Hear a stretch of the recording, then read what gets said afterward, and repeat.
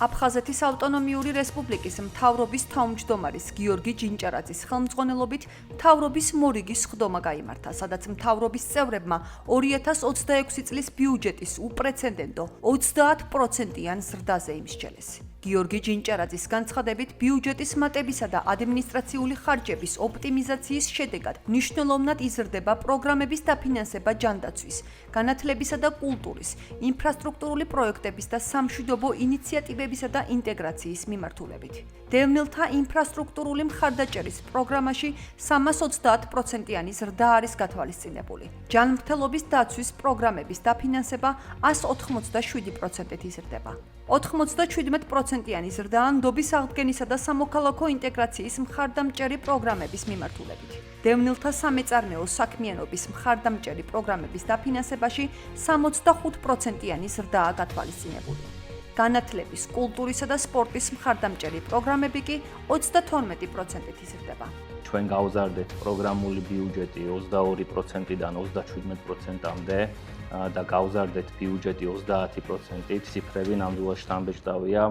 ეს გულისხმობს იმას, რომ მომავალ წელს 2026 წელს კიდევ მეტი პროგრამა განხორციელდება უშუალოდ დევნილების კეთილდღეობის კუთხით. რამოდენიმე მიმართულება მინდა გამოვყო, რაზეც გვაქვს ყველაზე დიდი ზრდა, ეს არის დევნილთა ინფრასტრუქტურული მხარდაჭერის პროგრამა, სადაც ჩვენ 5ჯერ დაახლოებით გავზარდეთ ბიუჯეტი, ასევე ჯანმრთელობის დაცვის პროგრამის დაფინანსების კუთხით დაახლოებით 3ჯერ მოვახერხეთ ბიუჯეტის ზრდა, 2ჯერ გავზარდეთ ნდობის აღდგენისა და სამოქალაქო ინტეგრაციის კუთხით პროგრამების ბიუჯეტის ოდენობა და ასევე გვაქვს სამეწარმეო მხარდაჭერის კუთხით და სოფლის მეურნეობის მიმართულებით გათვალისწინებული პროგრამული ბიუჯეტის ზრდა 65%-ით და განათლება, კულტურა და ახალგაზრდობა 32%-იანი ზრდა. მე მინდა უდიდესი მადლობა გადაუხადო საქართველოს მთავრობას, პირადად პრემიერ-მინისტრ ბატონ ირაკლი კობახიძეს ესეთი უპრეცედენტო მხარდაჭერისთვის, გვერდში დგომისთვის.